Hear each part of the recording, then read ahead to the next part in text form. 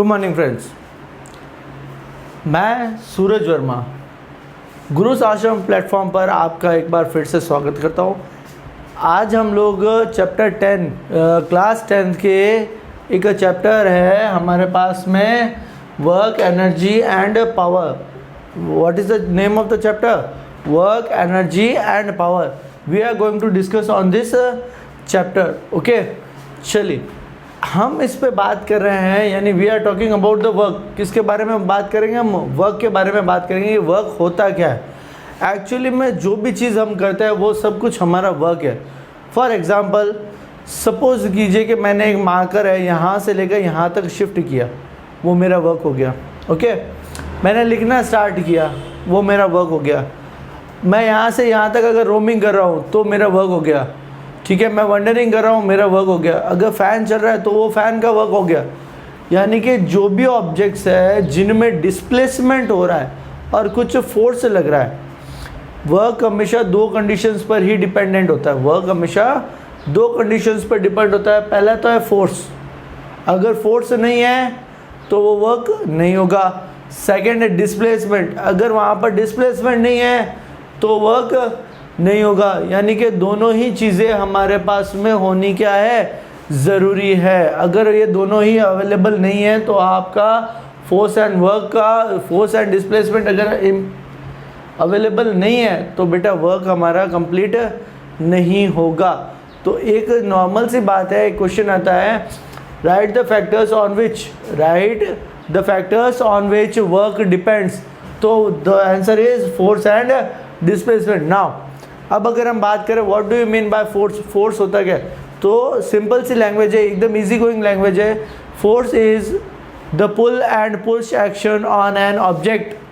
The force is defined as pull and push action on an object. यानी कि अगर किसी चीज़ को खींचो, चाहे आप उसको पुश करो यानी धक्का दो, बेटा होगा वो फोर्स। वो क्या होगा? फोर्स। अब मान लीजिए अगर मैं इसको पुश कर रहा हूँ तो मैं क्या अप्लाई कर रहा हूँ? फोर्स अप्लाई कर रहा हूँ। क्या अप्लाई कर रहा हूँ? फोर्स अप्लाई कर। आप अगर एक बॉल को किक करते हो तो आप अपने पैरों से क्या करते हो? उसको फोर्स अप्लाई कर रहे हो। क्या कर रहे हो?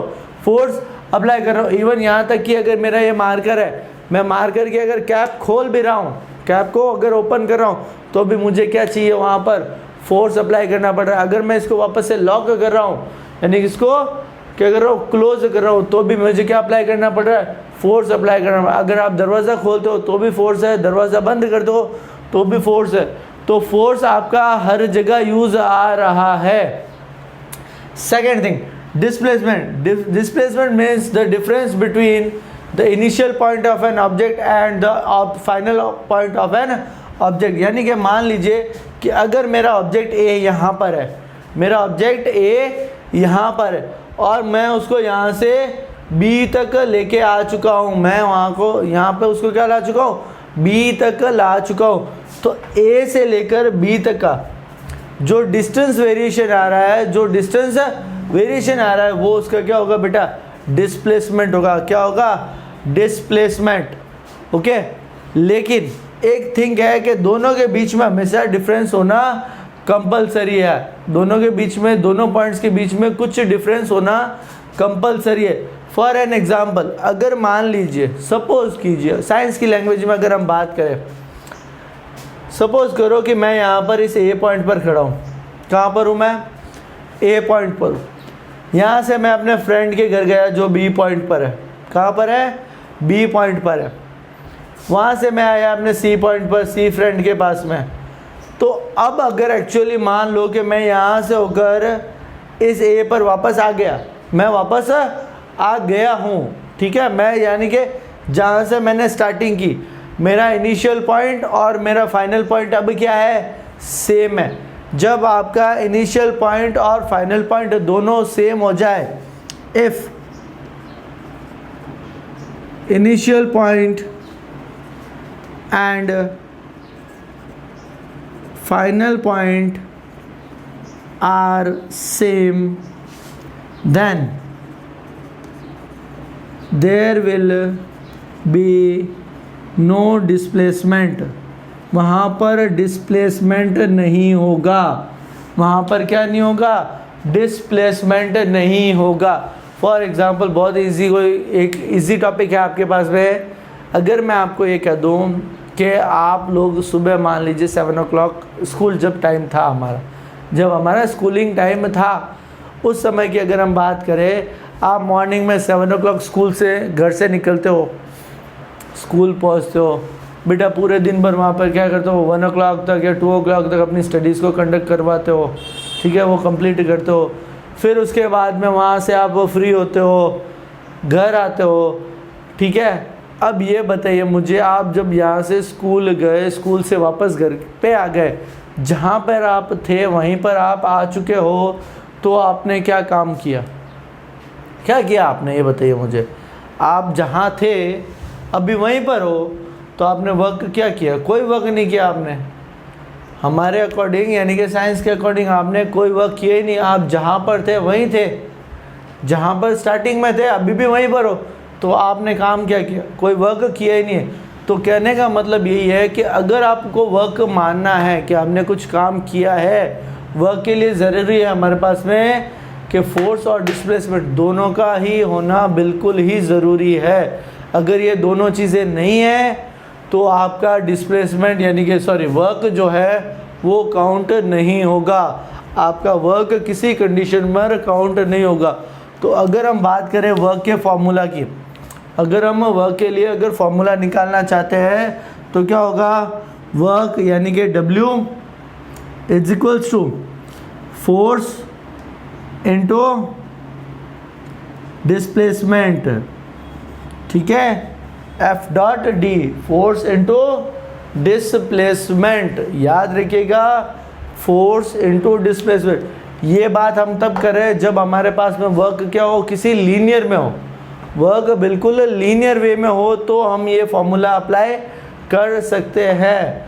अगर इसमें किसी भी टाइप का कोई एंगल बन रहा हो, क्या बन रहा हो, किसी भी टाइप का अगर कोई एंगल बनता है, तब उसके लिए फॉर्मूला बेटा लग जाता है W is equals to FD cos theta. क्या लगेगा, FD cos थीटा। अब यहाँ पर जो ये एंगल में आ रहा है cos, क्या आ रहा है, cos जो है यानी कि कोसाइन जो वैल्यू आ रही है, ये किस बेस पर आ रही है, ये किस बेस पर आ रही है, ये आप लोगों को जो ट्रिग्नोमेट्रिकल चैप्टर्स होते हैं उनके अंदर अगर आपने मैथ्स में पढ़ा हो तो उसमें भी देख सकते हो, और इसमें मैं आपको अपने नेक्स्ट वीडियो में क्लियर करूंगा कि ये यहाँ पर वैल्यू हम क्यों लेते हैं, कोसाइन लेने का रीज़न क्या है, कि अगर हम कोसाइन क्यों ले रहे हैं यहाँ पर, ठीक है। अब हमारे पास में देखिए फॉर्मूला ये हो गया, वर्क का जो यूनिट है, वर्क का जो यूनिट है वो है बेटा जूल। क्या है, जूल। वर्क का यूनिट क्या है, जूल। क्यों, क्योंकि वर्क भी एक टाइप की एनर्जी की तरह ही है, जितनी आप में एनर्जी होगी आप उतना ही वर्क करोगे। ये बात हम क्लियर करेंगे किससे, वर्क एनर्जी थ्योरम से। किससे क्लियर करेंगे, वर्क एंड एनर्जी थ्योरम, ठीक है, ओके। चलिए यहाँ तक तो हमारा वर्क के बारे में हमने कुछ समझ लिया है। अब हम बात करते हैं एनर्जी की। किसकी बात करें हम, एनर्जी की। तो द वे आप एनर्जी के बारे में बात करें तो उससे पहले समझ लें कि एनर्जी होती क्या है। What is an energy, energy है क्या, capacity of doing work, capacity of doing work is known as energy, capacity of doing work is known as energy. कैसे, फॉर एग्जाम्पल मान लीजिए कि मुझे अगर यहाँ से सपोज कीजिए 50 kg का बैग लिफ्ट करना है। क्या करना है, एक बैग है जो 50 kg का है यानी 50 किलो का बैग है, वो मुझे लिफ्ट करना है। तो लिफ्ट तभी कर पाऊँगा जब मुझे में उतनी एनर्जी होगी। अगर बेटा मुझ में उतनी एनर्जी नहीं है, उसको पुश करने की एनर्जी नहीं है या उसको लिफ्ट करने की एनर्जी नहीं है, तो मेरा वहाँ पर क्या नहीं होगा, कैपेसिटी, वो वर्क कंडक्ट नहीं हो पाएगा, मेरा वर्क कंडक्ट नहीं हो पाएगा। और वर्क कंडक्ट नहीं हो पाएगा तो यानी कि मुझ में उतनी एनर्जी अवेलेबल नहीं है कि मैं अपना वर्क कर सकूं, ठीक है। अगर सपोज़ कीजिए आप बीमार होते हो, अगर आप बीमारी की कंडीशन में हो, हॉस्पिटलाइजेशन में हो या वीक हो, तो बेटा क्या आप उतना वर्क कर सकते हो क्या जितना कोई हेल्दी वर्क पर्सन कर सकता है। तो इसीलिए हम बोलते हैं कैपेसिटी। वर्ड क्या आ रहा है, कैपेसिटी, यानी कि इक्विवेलेंसी। आप जितना वर्क कर सकते हो वही आपका एनर्जी। आपने जितना वर्क कर लिया, मीन्स आप में एनर्जी भी उतनी ही है, आप में एनर्जी भी उतनी। अब हम बात करते हैं टाइप्स ऑफ एनर्जी की। क्या बात कर रहे हैं? टाइप्स ऑफ एनर्जी की। क्या हमारे पास में कितने टाइप्स की एनर्जी है, हमारे पास में कितने टाइप्स की एनर्जी है, ठीक है। तो सबसे पहले हम टाइप्स ऑफ एनर्जी में अगर बात करें मेजरली, यानी कि मुख्यतः हम बात करें तो हमारे पास में पहली है काइनेटिक एनर्जी। क्या है? Kinetic energy. काइनेटिक एनर्जी जो है वो मोशन से रिलेटेड है। किससे रिलेटेड है? मोशन से रिलेटेड है। कि जब कोई ऑब्जेक्ट मोशन में होता है, जब भी कोई ऑब्जेक्ट अगर मोशन में है तो उसके अंदर जो एनर्जी स्टोर्ड होगी वो क्या होगी? काइनेटिक एनर्जी स्टोर्ड होगी। अगर कोई ऑब्जेक्ट मोशन में है तो उसकी काइनेटिक एनर्जी स्टोर्ड होगी। अगर वो ऑब्जेक्ट क्या होता है? रेस्ट में आ जाता है तो बेटा उसमें काइनेटिक एनर्जी होगी 0 और उसमें क्या बनेगी? पोटेंशियल एनर्जी बढ़ेगी। क्या बनेगी? पोटेंशियल एनर्जी बढ़ जाएगी। अगर कोई ऑब्जेक्ट रेस्ट में है तो उसमें हमेशा क्या होती है? पोटेंशियल एनर्जी होती है। क्या होती है? Potential energy. पोटेंशियल एनर्जी को हम लोग कहते थे स्टैटिक एनर्जी। इसका सेकेंड नेम क्या है? Static energy. क्लियर? याद रखिएगा, इसका सेकेंड नेम है स्टैटिक एनर्जी। पोटेंशियल एनर्जी को क्या कहा जाता है? स्टैटिक एनर्जी भी कहते हैं। अब इसके बाद में हम बात कर रहे हैं थर्ड टाइप की हमारी जो एनर्जी है वो है मैकेनिकल एनर्जी। वो कौन सी एनर्जी है? Mechanical energy. अब मैकेनिकल एनर्जी के अंदर क्या होता है? काइनेटिक एनर्जी और पोटेंशियल एनर्जी दोनों ही एनर्जी का स्टोरेज होता है। यानी कि यहाँ पर दोनों ही एनर्जीज एक साथ में क्या करती है? वर्किंग कंडीशन में होती है। दोनों ही एनर्जीज क्रॉसपरेंटली आपस में एक साथ में काम करती है। ये है हमारी मैकेनिकल एनर्जी। फॉर एग्जांपल, जैसे मेरा हैंड है, मैं ह्यूमन लाइफ से एग्जांपल ले रहा हूँ। जैसे मेरा हैंड है, humans are also called as an artificial and intelligent machine. हम लोग एक मशीन की तरह ही है ना। तो अगर मेरा हैंड है, अब मेरा हैंड यहाँ से लिखना स्टार्ट करूँ, सपोज कीजिए मैंने ये लिखा, मैंने ये डिस्प्लेसमेंट वर्ड लिखा या मैंने यहाँ से यहाँ तक की लाइन की, तो यहाँ से यहाँ तक की, यहाँ पे अगर मैंने पेन रखा है तो अभी मेरी एनर्जी क्या है? Potential energy. अभी क्या है? पोटेंशियल है। क्यों? क्योंकि मेरा हैंड रेस्ट में। लेकिन जब मैं स्टार्ट करूँगा तो जैसे मैं लिखना स्टार्ट करूँगा तो मेरे हाथों की जो स्पीड होगी वो किस स्पीड के अकॉर्डिंग आएगी? काइनेटिक एनर्जी के अकॉर्डिंग ही वर्क करेगा। जितना ज़्यादा काइनेटिक स्पीड होगी उतनी ज़्यादा वहाँ पर काइनेटिक एनर्जी फ्लो करेगी। एक बात सुनिए, मेरे एक सिंपल एग्जांपल देता हूँ। 2 एग्जांपल है हमारे पास में, 2 में से एक एग्जांपल मैं अभी दे रहा हूँ और एक उसके बाद में दूंगा। तो पहला जो एग्जांपल है वो ये है कि अगर हम लोगों ने कभी बॉल थ्रो का गेम खेला है या किसी को अगर हमने बॉल से मारा है या पत्थर से मारा है, अगर बेटा आप पत्थर की स्पीड स्लो रखते हो, पत्थर की स्पीड स्लो रखते हो तो क्या होगा? सामने वाले को चोट लगेगी? नहीं लगेगी। क्यों? क्योंकि उस पत्थर की जो एनर्जी है वो वीक है। उस पत्थर की एनर्जी वीक है, इसलिए वो कि उसमें एनर्जी कम है, वो वहाँ तक पहुँचेगा वही मुश्किल में है, और लग भी गया तो धीरे होगा। लेकिन अगर उसी की आप स्पीड, यानी कि उसी पत्थर में अगर आप मोशन ज़्यादा डाल देते हो तो क्या होगा? अगर उसमें मोशन ज़्यादा होगा, यानी स्पीड जो है वो ज़्यादा होगी, तो उसमें एनर्जी भी ज़्यादा होगी और वो ज़्यादा नुकसान पहुंचा सकता है। आप में से कई लोग, कई बच्चे ऐसे हैं, कई मेरे फ्रेंड्स भी ऐसे हैं जो बरसात के समय में या कहीं किसी रिवर बैंक के आसपास में गए हो आप लोग, बीचेस पे वगैरह पे, तो जो पत्थर होता है ना हमारे पास में छोटा वाला, उसको क्या करते हैं हम लोग? टॉप करवाते हैं। क्या करवाते हैं? टॉप करवाते हैं कि कितने ज़्यादा बाउंस लेगा ये उस सरफेस पर, उस रिवर की सरफेस पर कितना ज़्यादा ये बाउंस लेगा। तो उसके लिए हम क्या करते हैं? अपना पूरा फोर्स लगाते हैं, यानी उस बॉल के अंदर, उस पत्थर के अंदर हम इतना ज़्यादा मोशन लाने की कोशिश करते हैं कि वो ज़्यादा स्पीड में जाए, और जितने ज़्यादा स्पीड में जाएगा उतने ज़्यादा वो क्या करेगा? उस सरफेस पे बाउंस लगाएगा। लेकिन अगर आपने स्पीड स्लो की तो एक तो वो उस डिस्टेंस कवर नहीं कर पाएगा, और दूसरा क्या होगा बेटा? वो उसी में डूब जाएगा। होता है। सेम थिंग है मैकेनिकल एनर्जी का। एक और एग्जांपल दे रहा हूँ। जैसे फॉर एग्जांपल आपके हाथ से अगर आपने कभी किसी को स्लैप लगाई हो, एक तो बेटा धीरे धीरे होता है, एक तो धीरे धीरे होता है, और एक बेटा जब एनर्जी पूरी जाती है यानी मोशन ज़्यादा होता है तो क्या होता है? स्लैप भी ज़्यादा ज़ोर से ही आती है। तो ये जो हमारे एग्जाम्पल्स है ये मैकेनिकल का एग्जाम्पल है, क्योंकि इसमें दोनों ही चीज़ें आ जाती है। सेकेंड, इसके बाद में हम फोर्थ जो एनर्जी की बात कर रहे हैं वो है हाइड्रो एनर्जी। हाइड्रो जो वर्ड है, हाइड्रो ये जो वर्ड है ये बेटा वाटर से रिलेटेड है। किससे रिलेटेड है? वाटर से रिलेटेड। अब वाटर से रिलेटेड कैसे कि सर वाटर में कैसे एनर्जी होती है?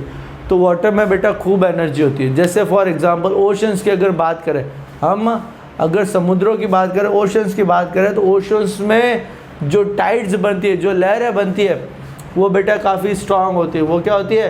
काफ़ी स्ट्रांग होती है। उन टाइड्स के लो एंड हाई टाइड्स की वजह से भी क्या होता है, कई बार एनर्जी वहाँ पर इलेक्ट्रिसिटी भी प्रोड्यूस करवाते हैं।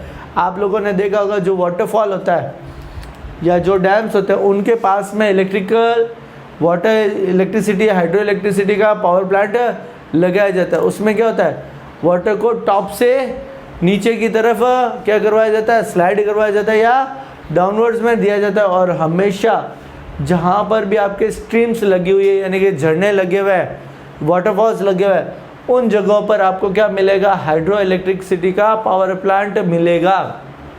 फर्स्ट थिंग ये है। सेकेंड, अब हम बात करें न्यूक्लियर एनर्जी के, तो न्यूक्लियर एनर्जी का मतलब है यहाँ पर आपको न्यूक्लियर से, यानी कि जो आपका न्यूक्लियर एलिमेंट्स है, जो न्यूक्लियर एलिमेंट्स है उनके अंदर फिजन और फ्यूजन, फिजन और फ्यूजन वर्ड सुन लीजिए, वापस बता रहा हूँ। एक वर्ड है हमारे पास में fission, FISSION, and the second word is fusion, FUSION। तो यहाँ पर इन दोनों में डिफरेंस है। फिजन एंड फ्यूजन दोनों ही न्यूक्लियर एनर्जी का ही पार्ट है, बट दोनों में ही डिफरेंस है। फिजन जो है वो एटॉमिक एनर्जी में यूज़ आता है। कहाँ यूज़ आता है? एटॉमिक एनर्जी के अंदर यूज़ आता है, जिसके अंदर आप क्या करते हो, यूरेनियम के टुकड़े का इस्तेमाल होता है। यूरेनियम को हम यूज़ करते हैं, एक एलिमेंट है यूरेनियम। उसके ऊपर अगर आप किसी न्यूक्लियस से आप क्या करवाते हो, बॉम्बार्डिंग करवाते हो या न्यूक्लियस से उसको अटैक करवाते हो, तो वो न्यूक्लियर जो यूरेनियम है वो बेटा क्या हो जाता है, ब्रेक हो जाता है। तो जब वो ब्रेक होता है तो उसमें से क्या होती है, एक एनर्जी बाहर रिलीज होती है। तो वो एनर्जी क्या होती है, न्यूक्लियर एनर्जी का पार्ट है, जो एटॉमिक एनर्जी में हम यूज़ करते हैं। लेकिन अगर हम सेकेंड एनर्जी की बात करें, फ्यूजन की, ये एनर्जी यूज़ आती है कहाँ पर, हाइड्रोजन बॉम्ब में। किसमें? हाइड्रोजन बॉम्ब में। इसका हमारे पास में सबसे बेस्ट एग्जांपल है फ्यूजन एनर्जी का, वो है हमारा सन। वो क्या है? हमारा सन। तो सन के अंदर क्या होता है, हाइड्रोजन के वजह से कंटिन्यूस फ्यूजन हो रहा है। क्या हो रहा है? फ्यूजन हो रहा है। दो पार्टिकल्स आपस में कोलाइड हो रहे हैं, दो पार्टिकल्स आपस में टकराकर एक पार्टिकल बना रहा है, और उस एक पार्टिकल के बनते टाइम में जो एनर्जी रिलीज हो रही है वो क्या है, फ्यूजन एनर्जी। फ्यूजन से फ्यूजन एनर्जी में ज़्यादा एनर्जी रिलीज होती है, ये याद रखिएगा। इसके बाद में हम नेक्स्ट जो बात कर रहे हैं वो है थर्मल एनर्जी। वो क्या है? Thermal energy. तो थर्मल एनर्जी जो हमें मिल रही है वो मिलती है हमें उन ऑब्जेक्ट से जो हमें हीट प्रोवाइडर से, क्या है, हीट प्रोवाइडर से। जैसे कोयला है, जैसे कोल है, तो कोल क्या है, थर्मल एनर्जी का सोर्स है बेटा। क्या है? थर्मल एनर्जी का सोर्स है। पेट्रोल है, वुड है, तो ये सारे थर्मल एनर्जी के। क्यों मिल रहा है हमें इनसे क्या मिल रही है, आग ही तो मिल रही है, गर्मा से तो मिलती है भाई। कोयले को आप जलाते हो तो क्या मिलता है आपको, हीट मिल रही है। लकड़ी को आप जलाते हो तो क्या मिलता है आपको, हीट मिलती है। लेकिन यहाँ पर थर्मल एनर्जी है। अब अगर मैं कह दूँ कि सर भैया थर्मल एनर्जी के लिए आपने बोला है लकड़ी का इस्तेमाल, कोल का इस्तेमाल, क्या इलेक्ट्रिसिटी का इस्तेमाल हमने थर्मल इलेक्ट्रिसिटी जो हमारे घरों में आज आ रही है वो मोस्टली क्या है, लगभग 95% तक तो अभी भी थर्मल एनर्जी ही आ रही है। इस थर्मल एनर्जी का क्या होगा, यहाँ पर आप लकड़ी या कोयला यूज़ नहीं होगा। कोयला कौन सा, जो कोल है हमारे पास में स्टोन कोल, एक तो हमारा वुड कोल आता है वो अलग होता है, जो हम नॉर्मली घरों में यूज़ करते हैं वो वुड कोल है। बट स्टोन कोल है ना, ये अलग क्वालिटी में आता है, ये स्टोन की तरह हार्ड होता है, ठीक है। इसके बाद में बात कर रहे हैं हम लोग इलेक्ट्रिकल एनर्जी की। किसकी? Electrical energy. तो चार्ज की वजह से, यानी कि इलेक्ट्रिसिटी की अगर हम चार्ज की बात करें, आप लोगों ने शायद मेरा वीडियो देखा होगा गुरुज आश्रम पर, जिसमें मैंने चार्ज के बारे में आपको थोड़ा सा एक्सप्लेनेशन दिया है। तो इलेक्ट्रिसिटी का जो प्रोडक्शन है, इलेक्ट्रिसिटी का जो प्रोडक्शन है, तो वो किसके वजह से होता है, चार्ज के वजह से होता है। अब ये चार्ज जब रिलीज़ होता है तो वहाँ पर जो एनर्जी आ रही है, यानी कि जो इलेक्ट्रिकल एनर्जी हमें मिल रही है वो क्या है, चार्ज की वजह से बनती है, वो भी एक टाइप की हमारी एनर्जी है। क्या है, एक एनर्जी है। फिर इसके बाद में बात करें हम जियोथर्मल, किसकी बात कर रहे हैं, जियोथर्मल। वर्ड देखना, concentrate on the word Jio and thermal, दो वर्ड्स ले रहा हूँ, जियो एंड थर्मल। तो जियो जो वर्ड है, यहाँ पर एक स्पेलिंग ध्यान रखना, JIO वाला जियो नहीं लेना है हमें लेना है GEO वाला जियो। यानी कि ये जो जियो वर्ड है ये हमारी किससे रिलेटेड है, अर्थ से रिलेटेड है। आप लोगों ने एक टॉपिक पढ़ा है जियोग्राफी, एक सब्जेक्ट है आप लोगों के जियोग्राफी, जिसको आप बोलते हो ज्योग्राफी। जियोग्राफी जो है वो क्या पढ़ते हो आप, उसमें सब कुछ अर्थ का स्ट्रक्चर है, अर्थ पे होने वाला जो भी रिवर्स है, माउंटेन्स है, सॉइल्स है, इन सब के बारे में ही तो पढ़ते हो। तो ये जो जियो वर्ड है ये हमारा अर्थ का वर्ड है। Okay, geothermal. अब यहाँ पे अर्थ की थर्मल एनर्जी, यानी कि अर्थ के अंदर से जो हीट बाहर आ रही है, अर्थ के इंटरनल से जो हीट हमें मिल रही है, उस हीट को अपन क्या बोलते हैं, जियोथर्मल एनर्जी। अब ये देखिए, ये जियोथर्मल एनर्जी कहाँ मिलती है आपको सबसे ज़्यादा। फॉर एग्जांपल, सपोज कीजिए कि अगर आप किसी माइंस में गए हो या कभी आपने माइंस देखी हो, या इवन यहाँ तक कि अगर घर के बाहर कोई ज़्यादा डेप्थ में कुछ डिग किया हो, यानी कोई खड्डा खोदा हो, तो वहाँ पर स्टार्टिंग में जैसे जैसे आप उस डेप्थ में जाते हो वैसे वैसे वहाँ पर हीट भी क्या होती है, बढ़ते रहती है, गर्मी बढ़ते रहती है। यानी कि वो एनर्जी कहाँ से आ रही है, जियोथर्मल एनर्जी है। वो एनर्जी क्या है, हीट जो आ रही है वो जियोथर्मल एनर्जी का एग्जाम्पल। और इस एनर्जी के एग्जाम्पल्स के वजह से ही, इसी एनर्जी के वजह से हमारे कोल फॉर्मेशन होता है, डायमंड फॉर्मेशन होता है, जो ऑयल्स है वो निकालने में भी, उनको फॉर्मेशन में भी ये एनर्जी यूज़फुल है। इवन यहाँ तक कि आजकल इस एनर्जी का यूज़ कहाँ हो रहा है, इलेक्ट्रिसिटी में हो रहा है। इसके बाद में हमारी जो नेक्स्ट एनर्जी है वो कौन सी है, सोलर एनर्जी है। Solar energy means sunlight. क्या है, सनलाइट। अब दो टॉपिक आ रहे हैं आपके सामने, एक तो आ रहा है सोलर एनर्जी यानी कि सनलाइट, और एक इसी के नाम से एक और आ रहा है, वो आ रहा है सोलर थर्मल। वो क्या आ रहा है, सोलर थर्मल। अब देखो, दोनों ही लाइट्स में, दोनों ही एनर्जीज़ में बिल्कुल ही डिफरेंस है। सोलर एनर्जी यानी कि जो सोलर एनर्जी है ये तो क्या कर रही है, हमें सोलर इलेक्ट्रिसिटी दे रही है। ये क्या दे रही है हमें, solar electricity with the help of solar plate. किसके हेल्प से, सोलर प्लेट की हेल्प से ये हमें इलेक्ट्रिसिटी प्रोवाइड करवाती है। जो सौर ऊर्जा की जो प्लेट होती है, सोलर जो प्लेट्स है, उनकी हेल्प से हमें क्या मिल रहा है, सोलर इलेक्ट्रिसिटी मिल रही है। ये एग्जांपल सिर्फ तब काम आता है जब आपके पास में सनलाइट हो। सनलाइट से जो इलेक्ट्रिसिटी जनरेट होती है वो क्या हो रही है, सोलर इलेक्ट्रिसिटी जनरेट हो रही है, और इसके लिए इसको हम बोलते हैं सोलर एनर्जी। बट अब हम जो दूसरी एनर्जी की बात कर रहा हूँ मैं, वो है सोलर थर्मल एनर्जी। कौन सी है, सोलर थर्मल एनर्जी। अब इस सोलर थर्मल में क्या डिफरेंस, और इसमें बेटा सिर्फ सनलाइट आ रही थी, उससे हमें इलेक्ट्रिसिटी मिल रही है। उससे क्या हो रही है, हमें सिर्फ और सिर्फ इलेक्ट्रिसिटी मिल रही है। और अगर हम इसकी बात करें किसकी, सोलर थर्मल में, तो आप लोगों ने कई होटल्स में या कई हॉस्पिटल्स में, कई मॉल्स में, कई स्कूल्स में भी देखे होंगे, ऊपर एक सोलर पैनल लगा हुआ होता है जिसको हम कहते हैं water heater, solar water heater. तो सोलर वाटर हीटर है, इसका बेस्ट एग्जांपल है। अब इससे भी इलेक्ट्रिसिटी भी प्रोवाइड होती है, इस प्लांट से भी इलेक्ट्रिसिटी बनती है, इस प्लांट से भी क्या बनती है, इलेक्ट्रिसिटी तो जनरेट हो ही रही है। परंतु लेकिन इसमें क्या होता है कि इसके साथ में आप वाटर को भी क्या कर सकते हो, हीट कर सकते हो। जैसे हमारे घर में जो गीज़र का यूज़ हो रहा है, जो इलेक्ट्रिकल गीज़र या गैस गीज़र्स का यूज़ होता है, ये उसका क्या कर देता है, रिडक्शन कर देता है, उस चीज़ को यहाँ पर डिक्रीज़ कर देता है ये सोलर थर्मल प्लांट, जो क्या है वाटर हीटर्स के फॉर्मेट में भी यूज़ आता है, प्लस साथ में इससे इलेक्ट्रिसिटी भी जनरेट होती है। अगर ये प्लांट ज़्यादा बड़ा है तो वो इलेक्ट्रिसिटी में काम आ जाता है। अगर छोटे से, जैसे किसी फ्लैट के, किसी बिल्डिंग के रूफ पे लगा हुआ है, तो बेटा वहाँ पर इसका काम क्या है, सिर्फ और सिर्फ वाटर हीटिंग का काम है।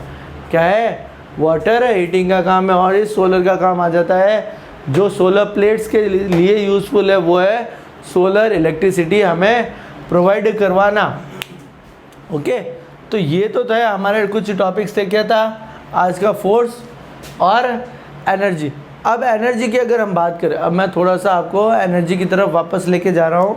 एनर्जी में हमने जो बात की, जैसे हमारी काइनेटिक एनर्जी, तो काइनेटिक एनर्जी अगर हम बात करें तो इसका जो फार्मूला है, काइनेटिक एनर्जी का ही फार्मूला मैं ले रहा हूँ। आपके पास में सिर्फ दो ही फार्मूले होंगे, एक तो काइनेटिक एनर्जी का और एक हम लेंगे स्टैटिक यानी कि पोटेंशियल एनर्जी का। तो काइनेटिक एनर्जी का हमारा जो फार्मूला होता है वो होता है हाफ mv²। क्या होता है? हाफ mv एंड उसका स्क्वायर। और पोटेंशियल की अगर हम बात करें तो पोटेंशियल में हमारा जो फार्मूला होता है वो होता है mgh। क्या होता है? mgh।